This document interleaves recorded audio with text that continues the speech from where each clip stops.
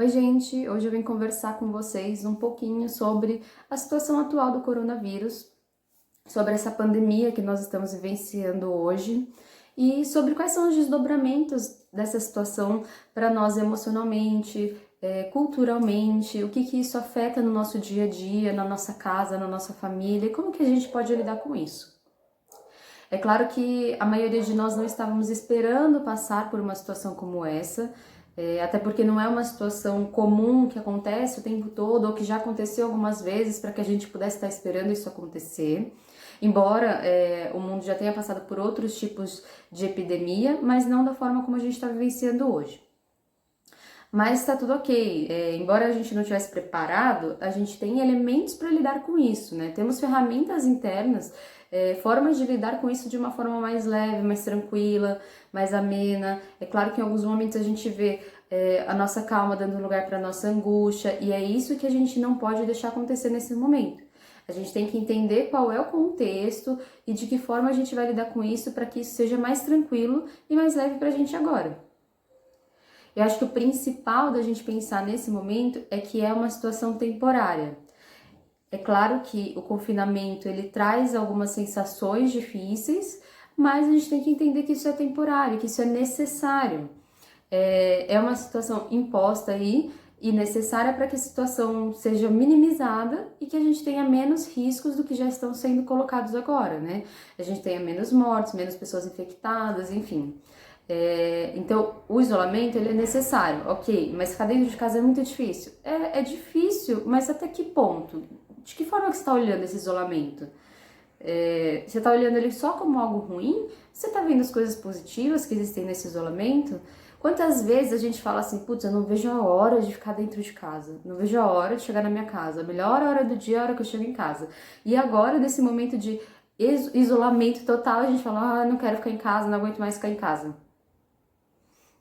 Eu acho que tem um pouco da forma como a gente está olhando essa situação também. Ficar 100% dentro de casa não é fácil, mas a gente tem que olhar isso de uma maneira mais tranquila e mais leve, porque vai facilitar muito o nosso dia a dia. Quanto tempo você deixou aquele armário lá para arrumar porque não tinha tempo? Aquele livro para ler porque não dava para ler naquele momento? Passar tempo com a sua família, né? Atividades com a sua família, com os filhos, com os irmãos. Por quanto tempo você não faz isso da forma como você pode fazer agora? O momento agora é de você olhar e ver o que você pode fazer de positivo dentro dessa situação e não o que essa situação te traz de negativo. O que ela traz de negativo, a mídia já vai trazer pra gente. É outro ponto importante, filtrar as informações. Tem muita informação sendo dita e sendo colocada pra gente. Não são 100% das informações que são verídicas, então é importante que a gente tenha um filtro e um crivo quando a gente recebe essas informações. Senão a gente vai surtar, e não é a ideia desse momento. Se a gente não tiver controle sobre nós e sobre o que está acontecendo, como é que a gente vai ajudar e se ajudar? Não tem como. O primeiro ponto é a gente se encontrar dentro disso tudo. Por que é tão difícil ficar em casa, ficar você com você mesmo? A gente tem que primeiro se amar, se gostar, para depois querer que o outro ame a gente. Lembra disso? Aí tá um bom momento para você aprender a se gostar, gostar da própria companhia, a entender quais são os seus gostos, quais são as músicas que você gosta, o que você gosta de fazer quando você tá sozinho. É um momento importante para você se autoavaliar e se reconhecer dentro disso, porque o nosso dia a dia ele é tão tumultuado que às vezes a gente se deixa de lado e chega num momento desse onde a gente tem que ficar com a gente mesmo e a gente já nem sabe direito quem é a gente mesmo. Quais são as músicas que eu gosto de ouvir? O que me acalma?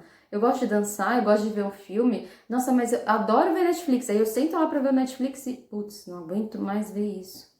Será que é isso mesmo que você gosta? Você tá sentindo falta de estudar alguma coisa, de ler alguma coisa?